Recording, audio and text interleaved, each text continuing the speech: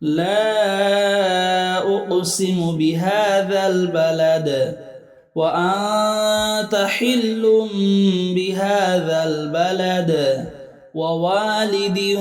وما ولد لقد خلقنا الإنسان في كبد أيحسب أن لن يقدر عليه أحد يقول أهلكت مالا لبدا أيحسب أن لم يره أحد ألم نجعل له عينين ولسانا وشفتين وهديناه النجدين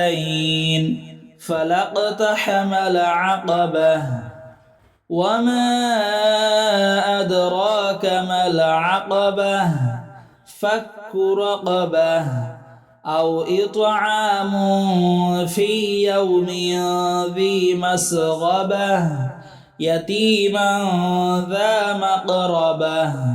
أو مسكينا ذا متربة ثم كان من الذين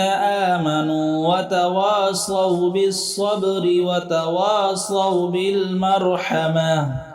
أولئك أصحاب الميمنة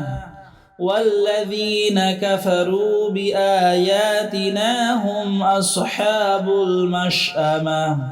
عليهم نار مؤصدة.